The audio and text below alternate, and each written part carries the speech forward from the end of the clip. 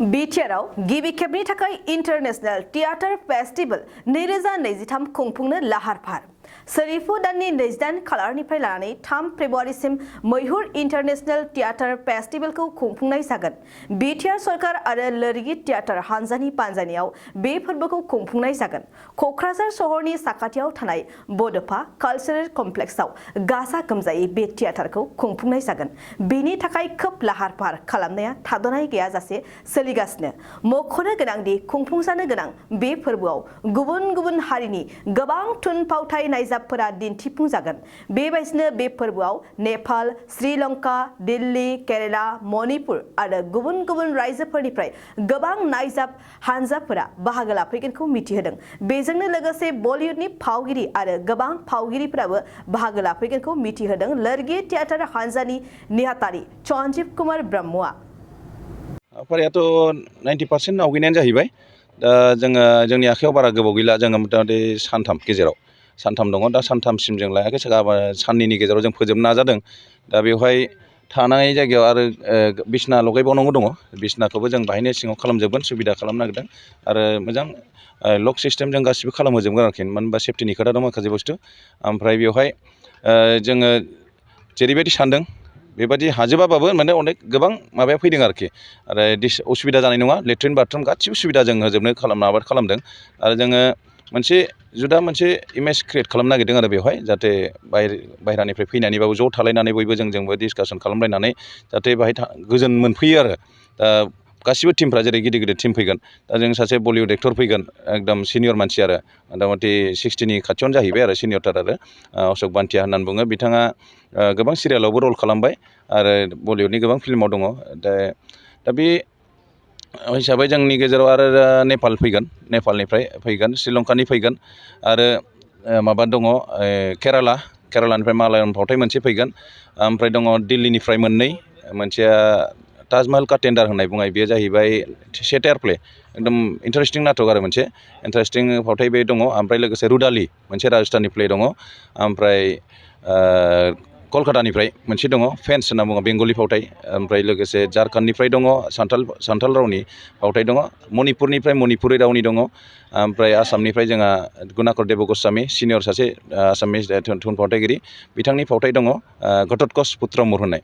बेनि अनगा जोंहा गिबि सानखालि दिन्थिनाय जागोन लोरगि थियेटार ग्रुपनिफ्राय केशब मुसाहारिनि बिथोन होनायाव मा होनोमोनलाय थखन मुंनि मोनसे रियेलिस्टिक फावथाय। जोङो गिबि खेबनि थाखाय रियेलिस्टिक फावथाय होनना बुंजायो। एबार जोङो माखासे स्टाइलिश प्ले खालामबोबाय थादों आवगायनिफोर नाटकफ्राव। दा बेहाय जोङो गिबि खेबनि थाखाय होनजायो आरो दा बेखौ नुगोन, थखन मुंनि फावथायखौ नुनो मोनगोन 28 जानुवारि खालि बेखौ नुनो मोनगोन मोनाबिलिनि 5 रिंगायाव। आरो लोगोसे जोंनाव बर' फावथाय दंबावो बिथराइ जोहोलाव होननाय, जयन्त नार्जारिनि बिथोननायाव जात्रासि एक्टिं स्टुडिअ'निफ्राय। आरो मोनसे दंबावो बालाबारि, अख्रां दा स्काइनि दिन्थिनाय तामुलपुरनि अख्रां बर'नि बिथोन होनायाव। दा बयखौबो आं खावलायनो सानदों जाहाथे बयबो नायनो फैयो। बाहाय रावनि खोथाखौ सानाबालानो थुनफावथाय मोनसे नायनो थाङोबा बाहाय रावनि बुजिनायनि खोथा गैया, नायबानो बुजिनो मोनखायो। मानो होनबा जों बर' रावनिनो लोरगि थियेटारफ्रा बर' रावजोंनो दिल्लीयावबो दिन्थिबोबाय, मुम्बाइआवबो दिन्थिबोबाय, कलकातायाव दिन्थिबोबाय, जेरै आगरतला झारखन्ड दिन्थिबोबाय आरो फावथाय। दा बेवहाय खुनु बुजिनाय प्रब्लेम जायाखै आरो मोजां रेसपन्स मोनदों। दा बेखायनो आं बयखौबो खावलायनो सानदों आरो जाहाथे बयबो फावथाय नायफैनानै जोंखौ थुलुंगा होफैयो। लोगोसे जोंनियाव नैबेहाय 30 जानुवारि खालि मोनसे पेनेल डिसकासन लादों जोङो, बिथराइ आफाद जायखौ बुङो, जे एकदम फेमास गोदोनिफ्राय फावथाय खालामजेननायफोर। दा बेफोरखौ जोङो बिराद मिन्थिना लानाया गोनांथार। जाय बिथांमोना दिनै रुंसारि जालांजोब्बाय, बिथराइ आफादनि फावथाय खालामग्रा सोद्रोमा बिथांमोना। दा बिथांमोननि जोङो नागिरनानै मोनबाय दिनै 7-8सोल'सै मानसिफ्रा।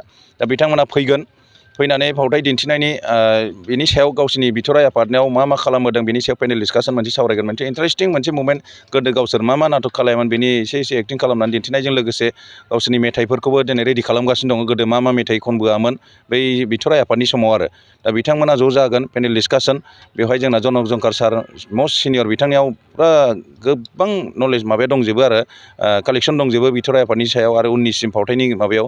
दा बिथाङा सफैगोन जोंनाव 29 फैगोन, खिन्थु बैखालि बिथाङा पेनेल डिसकासननि मेन स्पिकार जागोन। आरो जोंनाव अनुरानि ब्रह्म गसाइगावनि, बिथाङाबो सिनियर बिथराइ आफादनिनो आर्टिस्ट, बिथाङाबो सासे स्पिकार हिसाबै थागोन आरो माखासे बाहागो लागिरि। आरो बेवहाय गोबां फावथायनि बाहागो लागिरि बिथांमोना फैगोन। आरो लोगोसे जोङो बेवहाय जोंनि हाबाफारियाव ओंखायनो आं बयखौबो खावलायनो सानदों बे बिराद मोजां इम्परटेन्ट मोनसे टपिकनि सायाव पेनेल डिसकासन जागोन हिसाबै जाहाथे बयबो बाहाय बाहागो लाफैयो स्टुडेन्टफ्रा बांसिन गोनांथार बाहाय आरो इउनिभारसिटि होन कलेज होन बयबो बाहाय फैनाया बिराद गोनांथार बेखौ डकुमेन्टेसन आरो उनाव आफस'स जागोन आरो बेखौ जों मोनाखै दा जुदि जों खालामखायाबा गोबाङानो आफस'स जालांगोन मानो होनबा मोनसे आफस'स जों दाख्लैनो नै रिसेन्टलि जानानै थांबाय बे फेस्टिभेलनि सायाव जों सावरायबाय थानाय जादोंमोन गेजेर गेजेर आदै जालाखौ टिकेन्द्रजित नार्जारि बिथांजों सावरायबाय थानाय जादोंमोन ओरैबायदि खालामनांगौ फेस्टिभेलनि बाहागो लानो थाखाय बिराद मानसिया एक्साइटेडमोन आरो नाथाय नै बावैसो सिगां रुंसारि जानानै थांबाय बेबायदि आफस'स जानानै थायो आरो माखासे दा बिथाङा आफस'स जाबाय दा लसआ जोंहासो लस जादों जोंनि हारियासो लस दा बेनि थाखाय जों मा दङ बिथांमोनाव जों लाखिनो हायोबा इयुन जोलैनि थाखाय बिराद मोजां जागोन बेखायनो जों बयखौबो खावलायनो नागिरदों जाहाथे बयबो फैयो दा बेहाय जोंनि नैबे फेस्टिभेलाव आङो मैहुर इन्टारनेशनेल थियेटार फेस्टिभेलाव बेखेवगिरि आलासि महरै जोंनाव नुजाफैगोन आसामनि सासे मस्ट सिनियर थुनफावथायगिरि दुलाल रय सार बिथाङा सिनियर एनएसडियान दुलाल रय साया आसाम नाट्य सन्मिलननि मानगोनां चिफ एडभाइजार आरो लोगोसे सिनियर एक्टर प्रान्जल सैकिया बिथां फैगोन आरो मिनिस्ट्रि अफ कालचारनि सेन्ट्रेलनि मिनिस्ट्रि अफ कालचारनि मानगोनां माखासे सोद्रोमा दङ बिथां सारमोन फैगोन दयाल कृष्ण नाथ बिथाङा मिनिस्ट्रि अफ कालचारनि एडभाइजरि बर्डनि सासे सोद्रोमा आरो लोगोसे सार'दि सैकिया बिथाङा संगित नाटक एकाडेमिनि सासे मेम्बार बिथांमोन फैगोन लोगोसे पबित्र राभा आरो गोबां थुनफावथायगिरिफोर दङ बिथांमोना जोंनि जायगायाव बाहाय जोंनि हाबाफारियाव बाहागो लाफैगोन आरो जोंनि नैबे बेखेवनाय हाबाफारिखालि जोंनियाव मानगोनां बिटिआरनि गाहाय मावफुं सोद्रोमा सार प्रमद बर' बिथाङा गाहाय आलासि महरै बाहागो लाफैगोन आरो लोगोसे जोंनि नैबे फावथाय भिलेज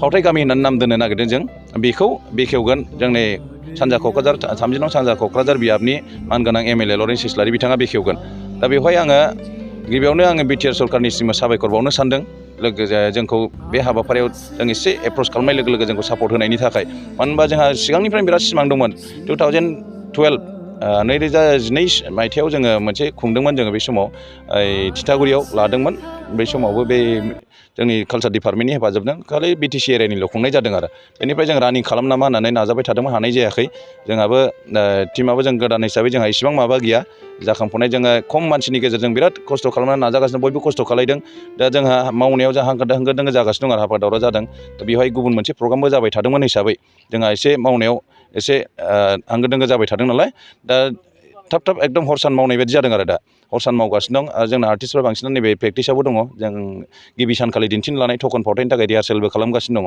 दा आं बयखौबो आरो फिन खावलायबावनो सानदों जाहाथे बयबो बे फावथायखौ नायफैजोबो आरो टिकेटनि जों बेसेन बारा दोनाखै जास्ट 50 रां स्टुडेन्टनि थाखाय आरो 80 रां जोङो जेनेरेलनि थाखाय दोननाय जादों आरो बेखौ जास्ट मोनसे मानसिफ्रा साननो हागौ गभर्नमेन्टनि सापर्टआव प्रग्राम खालामनाया मानो टिकेट नांगौ होननानै नाथाय बे नङा बाथ्राया मोनसे माबा थायो आरो जोङो दिनै सेन्ट्रेल जायगायाव जोङो गोबां नाटक नुबाय दिल्लीयावबो नायबोबाय एनएसडिनि प्रग्रामफोरखौ बिथांमोनाबो फिसा मिनिमाम रेटनि टिकेट दोनो आरो बेबायदिनो आरो बेखौ गोनां बायद'था दङ दोननांगौ दं होमबा गासिखौबो फ्रियाव खालायबा माखासे बुस्थुआ जाया आरो दा बे हिसाबै जोङो बयखौबो खावलायगोन बयबो फै गासिबो लेंगुवेजनि फावथायखौबाबो नायनानै फैनो हागोन आरो सोरबा मिन्थियैफोरनोबो फोसावना होनो हागोन गावबागाव जों प्रसार जाहाथे खालायलायो बेखौ जों खावलायो आरो लोगोसे बै सावरायनाय हाबाफारियाव जाहाथे बयबो बाहागो लाफैयो बेखौनो बे थुनफावथाय फोरबोआव मोनबेसे रावनि दिन्थिगिरिफ्रा मोनबेसे राव माने बेहाय नेपालि दं सान्थालि मालायालाम सिंहला एसामिस राजस्थानी माने 9 खोमा गासै 9 बिदि जानांगौ आरो ओमफ्राय बर' थाबाय दा बर'आ 3 जाबाय एसामिस मोनसे हिन्दी मोननै जाबाय दा गासै 13 फावथाया बाहागो लाफैगोन आरो गासै जोंनियाव जोङो एडभार्टाइज होदोंमोन नालाय जोङो फन हरनानै लिंहरनाङाखै जोङो एडभार्टाइज होनाय जादों फेसबुकाव जास्ट फेसबुकाव मोनसे हगारदों स्टेटास हगारदों बा कल फर एन्ट्रि होननानै मोनसे एडभार्टाइज हगारदों आरो जोंनि फेस्टिभेलाव फैनो थाखाय जोङो बेयाव बारा गोबाव चान्सबो होनाय जायाखैमोन थारमाने मास मोनसेनिल' टाइम होनाय जादों बेनि गेजेराव थांनाय 22 डिसेम्बर खालि लास्ट डेट होदोंमोन बेनि गेजेराव गासै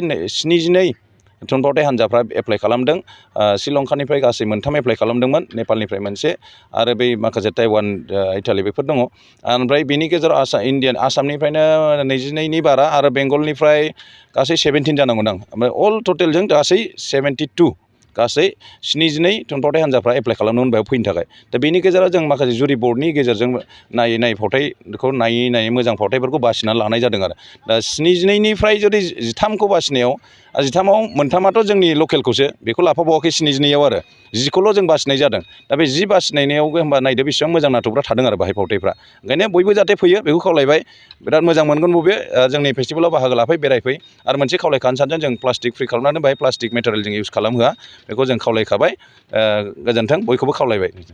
नोंथाङा सानाय सुनाय बेरामनि जेंनायाव गोग्लैदों नामा? जुदि नोंथाङा सानाय सुनाय दंब्ला जिंगा सिनांगौ गैया। चिरां जिल्लानि बेंटल गेट साफागुरियाव दायो एसआइ निउर' थेरापि सेन्टार दंसै।